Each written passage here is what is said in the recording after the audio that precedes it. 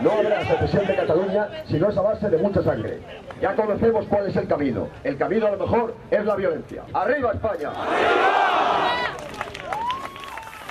Nous aurons une réaction ferme et nous ramènerons ces clandestins chez eux.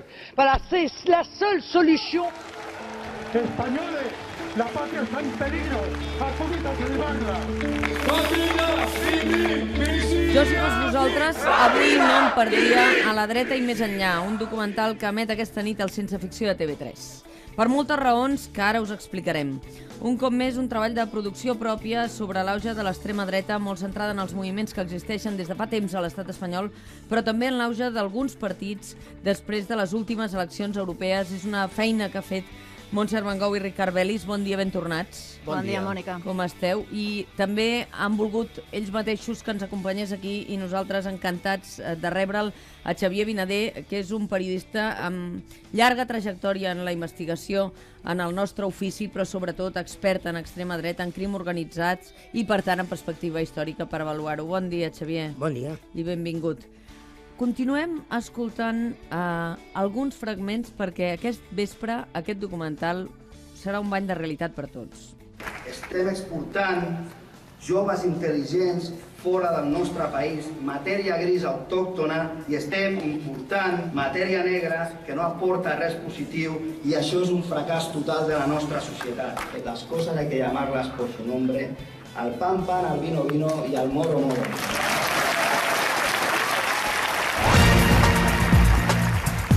Montse Armengou, qui és? Aquest és Robert Hernando, el nou secretari general de Plataforma per Catalunya, la persona que hauria d'encapçalar, per entendre'ns, la renovació de Plataforma per allunyar-se dels estirabots del Josep Anglada. Com veieu, no fa gaires mesos tenia aquest tipus d'expressions. Si aquesta ha de ser la renovació, doncs aquí està. Però, Ricard Belis, no heu volgut només centrar-vos en el que està passant aquí, que ho explicarem, sinó també heu fet focus sobretot el que està passant a Europa, no? Sí, perquè d'alguna manera, precisament la notícia estava en que a Europa l'extrema dreta està pujant molt. I ja preveien, com vam plantejar el documental, que a les eleccions europees això es plasmaria d'una manera evident. I vam voler visitar dos països molt emblemàtics i diferents a la vegada, com és França, que han guanyat les eleccions, l'extrema dreta, el Front Nacional, i que és un tipus d'extrema dreta més suavitzada, que ha intentat rentar-se la cara, presentar-se com d'una manera més suau, i d'altra banda Grècia, que han sigut tercera força, tampoc és gens menyspreable el resultat, i que és ja una extrema dreta de caràcter neonazi, de manera oberta i sense cap mena de disfressa. Perquè, Xavier Vinader, quan parlem de moviments d'extrema dreta, cadascú té els seus orígens i l'hem d'analitzar en funció del lloc on surt, els arguments que utilitzen i la seva trajectòria, no? Exacte, del seu bagatge polític, o sigui, del seu bressol i de la seva trajectòria. I veure amb qui s'emmiralla, en concret en el nostre país, perquè aquí des dels anys 80 l'extrema dreta perd els referents, per dir d'alguna manera, a partir que se'n dona compte que la involució, a partir del 23F, que se'n dona compte que el franquisme no reeixirà mai més, s'emmiralla amb Europa. Doncs els seus referents els busca Europa. Les estratègies, Montse Armengou, són prou comunes en aquests partits o no? O són diferents al Front Nacional de l'Alba Daurada o de Plataforma per Catalunya? Amb algunes coses sí, perquè tots poc que molt alguna cosa han modificat del seu aparatatge estètic i discursiu. Potser l'excepció seria els partits, diguem-ne, clarament feixistes espanyolistes, com Alianza Nacional o els que formen el grup La España en Marxa. Tots han maquillat en alguna cosa. Ara hem vist a Marine Le Pen barallant-se amb el seu pare, fins i tot, Sí, però per exemple, les primeres alcaldies allà on ja han guanyat, després de les municipals franceses, estan imposant el porc al menjador escolar, als menjadors escolars. Això és gravíssim, perquè vol dir que bona part dels nens de famílies magrebins, doncs probablement una opció per a aquestes famílies serà no portar-los a l'escola. Una de les coses que et preguntes quan veus el documental és com pot ser que Montse Armengou i Ricard Belis hagin aconseguit, diguem, aquests testimonis de cara, perquè el que veuran els espectadors aquesta nit senzillament és gent que no se n'amaga gens de dir que ho diu obertament. Sí. Nosaltres, de fet, ha sigut també la gran sorpresa d'un sector d'aquest que pensàvem, aquesta ultradreta més espanyolista, més feixista directament, pensàvem que realment que com a TV3 seria molt difícil accedir-hi, seríem com el Coco, no? Per exemple, l'extrema dreta valenciana, que està molt al voltant d'un partit que es diu Espanya 2000, un dels seus referents és l'anticatalanisme, i per ells TV3 és el Coco, com a mínim, no? I la sorpresa que ha sigut molt fàcil, i no entenem per què. Fins i tot havíem pensat alguna estratègia de com abordar-los, i vam decidir, no, anem a cara oberta, hola, soc Ricard Belis, truco de TV3, programa sense ficció, i de seguida ens han dit que sí. Per què? No t'ho sabria dir. Suposo que en part és, o bé, no sé si en el cas m'atreviria a dir de la part més extrema dreta, de dir, és la plataforma per advertir-los, que això del 9 de novembre no és cap broma, i és un bon altaveu TV3 per dir al tanto, perquè si cal recorrerem a la violència. Potser perquè tenen pocs llocs on sortir i diuen, escolta'm, encara que sigui una cadena poc favorable als nostres interessos, l'important és sortir. No ho sé, el cas és que, excepte en alguna situació a València, que vam tenir algun petit problema, en el sentit, va haver-hi un grup que ens va penjar els nostres telèfons a Facebook, per exemple, i les nostres converses privades, a part d'alguna... Que vau denunciar?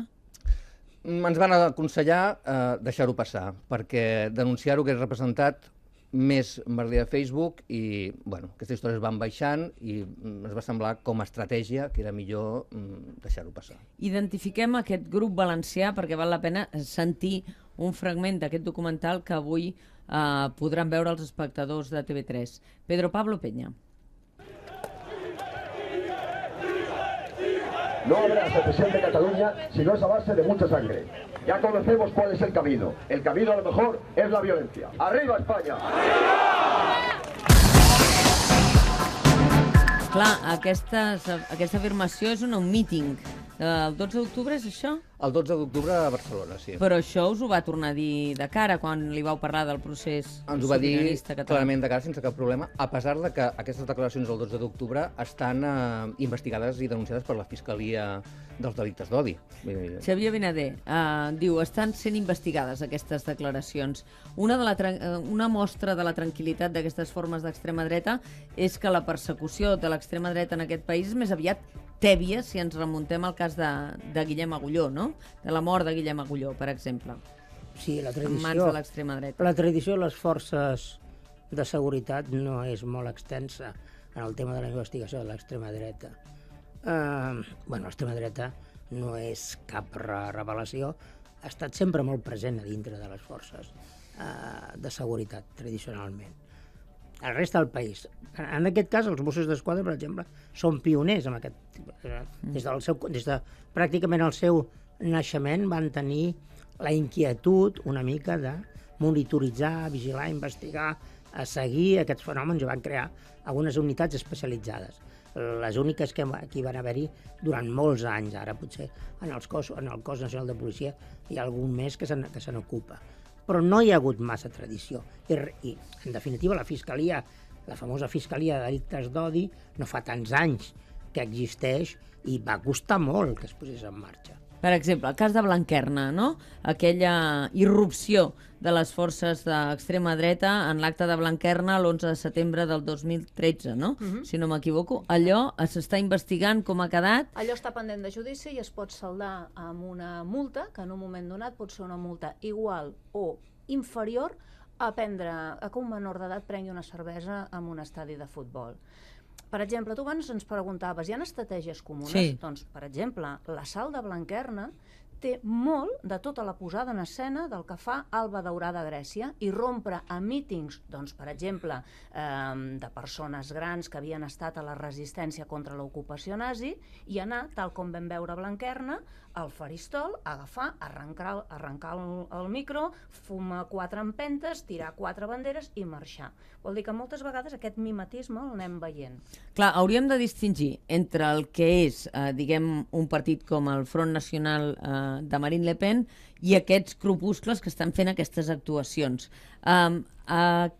Per què utilitzen la paraula preferencialistes quan parlen de Plataforma per Catalunya, quan es parla d'aquesta estratègia, diguem, de programa electoral respecte al racisme? Perquè suposo que forma part també d'aquesta posada en escena, com et deia abans, que inclús els Més més suau, extrems diguem, han de suavitzar una mica. Llavors, doncs, per exemple, tenen aquest tipus d'eufemismes. No som racistes, som realistes o som preferencialistes. En definitiva, és un atac en tota regla a l'estat de dret i als principis més fonamentals dels drets humans. O sigui, què significa que en una cua es posi gent que està passant una situació de precarietat per la crisi, per les retallades, etc. I tu, en funció de la teva procedència, tindràs o no tindràs.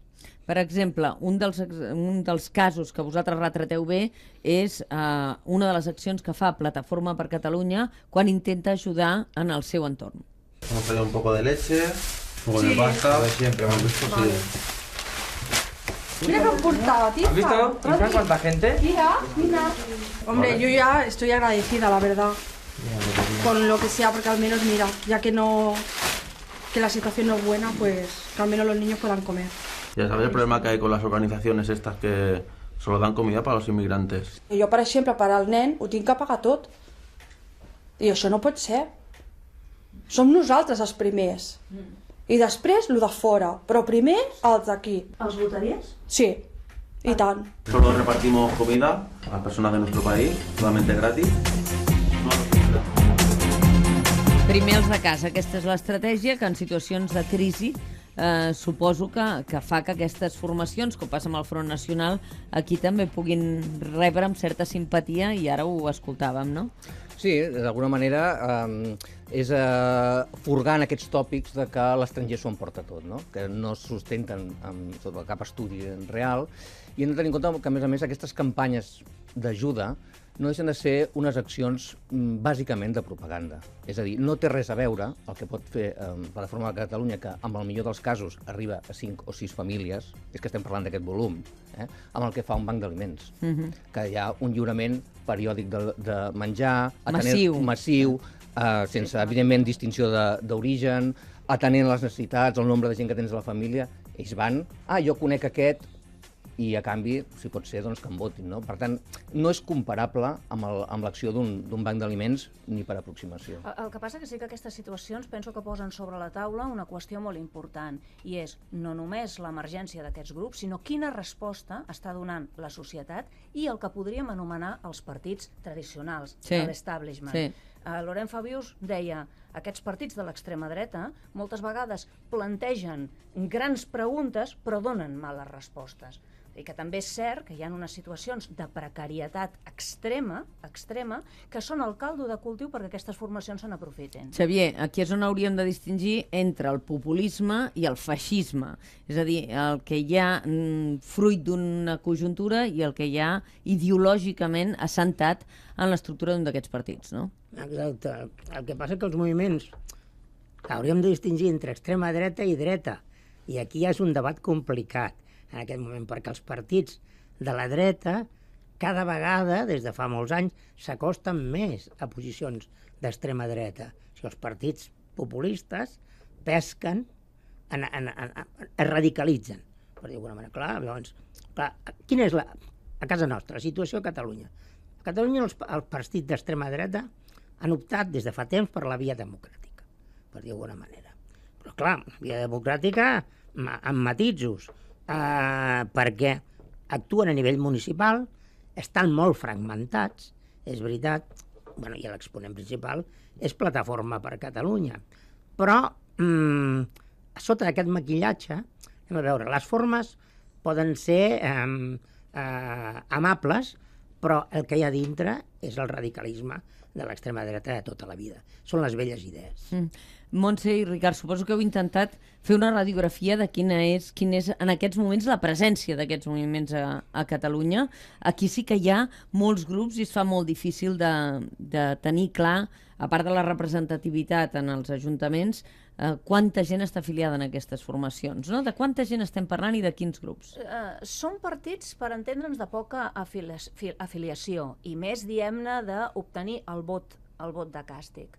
El que ens diuen els experts és que no és que hagi hagut un gran creixement numèric, però qualitativament han millorat molt. Per què? Per les xarxes socials, tot el que ha suposat les xarxes socials, i perquè per primera vegada ens trobem en una situació diferent. I és que tota aquesta corrua de grupuscles extremistes que es mantenien més o menys estables, en el cas de l'estat espanyol, i en el cas de Catalunya, han trobat aquí a casa nostra un baló d'oxigen amb el procés sobiranista.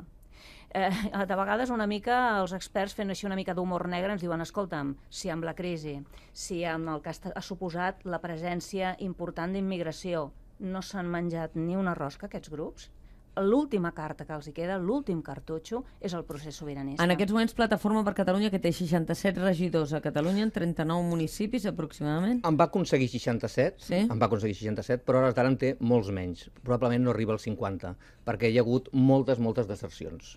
Per tant, tot i que és de llarg la força d'extrema dreta amb més representació, però de llarg, perquè el següent partit és Espanya 2000 i només en té 5 de regidors, també ha baixat moltíssim, entre la sortida d'Anglada i ja anteriorment. I Plataforma per Catalunya, així com Espanya 2000, hem escoltat clarament aquestes declaracions en què el cas de l'anticatalanisme és una qüestió que els esperona i que els motiva. En el cas de Plataforma per Catalunya, us heu trobat també aquest posicionament tan clar i tan radical? No. Jo crec precisament que el procés sobiranista és un dels aspectes que està trencant Plataforma per Catalunya, perquè dintre hi ha posicions absolutament diferenciades sobre aquest tema. La nova direcció és més clarament espanyolista, l'altra també ho era, però potser encara més. Però molts dels que ho van deixar, per exemple, és perquè eren d'ultradreta, però catalanistes, i no estaven d'acord.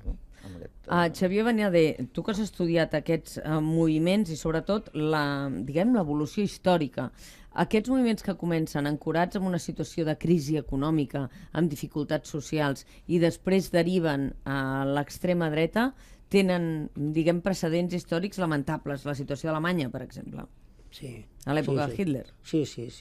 Hi ha precedents històrics exactes amb situacions d'aquest tipus, i la situació la mateixa d'Europa, una mica, aquesta Europa que va una mica a la deriva, per això la Marine Le Pen ha agafat i Alba Dorada. Clar, se'n donen compte que això que deia el Ricard i la Montse, no? Vull dir, actuen a les bretxes, una mica, en els buits que deixa aquest tipus de societat. Vull dir, llavors, actuen en aquest camp. I ho tenen fàcil, perquè n'hi ha la política neoliberal que es porta en aquest país i que es porta a Europa també, que té moltes mancances, retallades, retrocés legislatiu, reactivació inclús parlàvem això del tema de l'extrema dreta i el procés sobiranista. Això no només l'extrema dreta, sinó el Partit Popular, en un moment determinat, ja fa uns anys, que reactiva la ideologia franquista de la unitat nacional. Vull dir, la malfiança que es tenia, que es tenia des de Madrid a la perifèria. No parlem dels retocs amb l'educació, amb la reafirmació de totes les doctrines de l'Església Catòlica, el tema del matrimoni homosexual. Clar, això ho han reactivat, això tenen un caldo de cultiu en el que treballen, i treballen activament. I com deia molt bé la Montse, no és qüestió de números, perquè no són tants, és veritat, però són molt actius.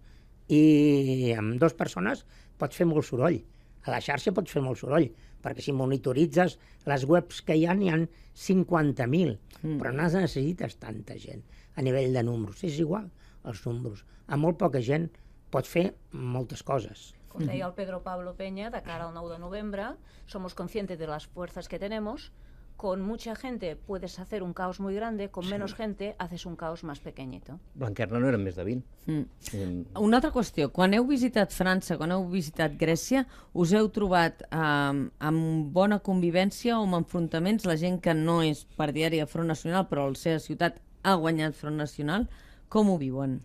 Home, ho viuen amb molta duresa. I en el cas d'Avinyó, per exemple, la gent del festival ha decidit que vol deixar la ciutat perquè no vol tenir un festival de teatre en una ciutat on ha guanyat l'extrema dreta. A Perpinyà, nosaltres hem fet molt el seguiment de Perpinyà, que és com molt emblemàtic. clar, quan, per exemple, ells repartien les joventuts del partit els fulletos electorals, ens vam trobar en una situació molt forta en què hi havia gent que els increpava i els deia feixistes i els recordava que el pare de Marine Le Pen encara negava l'existència de les càmeres de gas, no? Escoltem un testimoni que en el documental explica una mica el sentiment que tenen respecte al Front Nacional a França. El Front Nacional és un partit d'extrema dreta que porta tots els valors de la col·laboració amb el nazisme. Ara s'han convertit en una cosa més presentable, però porten aquests valors i nosaltres com a gent democrata no podem acceptar l'heretatge d'aquest partit. I la pregunta, naturalment, respecte a l'estat espanyol és si hi ha més o menys connivència o tolerància respecte a l'extrema dreta, Xavier Vinader, quan s'ha tractat de posar-hi fre o, com deia la Montse Armengou, de no deixar amb una multa per haver-se pres una cervesa, entrar i encarar-se amb un diputat i en el moment en què Sánchez Llibre li planta cara, doncs afortunadament no passa res de greu, però podia haver passat. Podia haver passat, no? Sí. No, jo no m'atreviria a dir connivència. El que hi ha, tradicionalment, hi ha hagut una osmosis entre les forces de seguretat i els grups d'extrema dreta. Perquè durant molts anys l'extrema dreta en aquest país va fer el treball brut que no podien fer la gent d'uniforme. Doncs els van utilitzar com punta de llança. I, evidentment, les forces de seguretat han sabut sempre tot el que passava a l'extrema dreta. En definitiva, si féssim una visió detallada dels estralls més importants, dels atemptats més importants de l'extrema dreta en aquest país, sempre en cada atemptat trobarem un fil conductor, una connexió amb les forces d'extrema dreta. Des del cas d'Atocha, passant per Montejurra, Yolanda González, el Papus, el que vulguem. Sempre hi ha alguna mena de connexió, per activa o per passiva. Clar,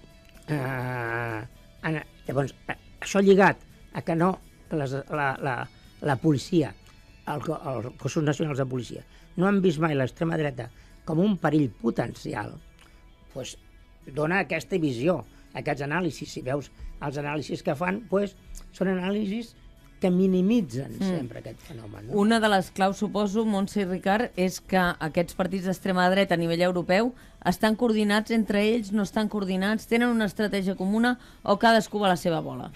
Home, coordinats del tot no estan, perquè hi ha intents inclús d'unir-se, però ara ho hem vist, per exemple, en el Parlament Europeu. I vaya fracàs. I d'això. Afortunadament. I també et diré que els partits d'extrema dreta d'aquí tenen moltes ganes de trobar un soci europeu, no? Es moren de ganes que la Marine Le Pen el rebi, per entendre'ns, no? I la Marine Le Pen tampoc li interessa gaire als grups d'aquí, perquè no els troba gens presentables.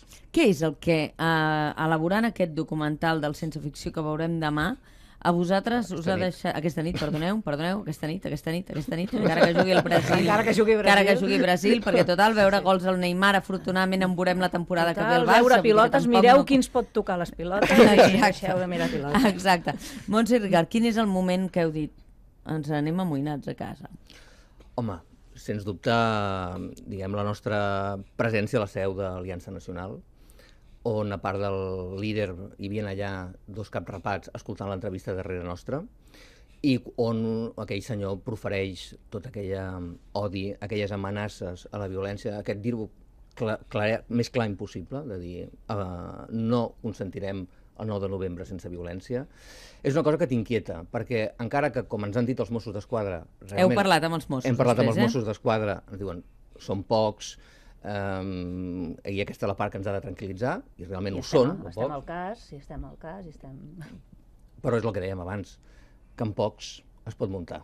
Xavier, els Mossos tenen una unitat de vigilància d'aquests grups que està amatent a tots aquests moviments?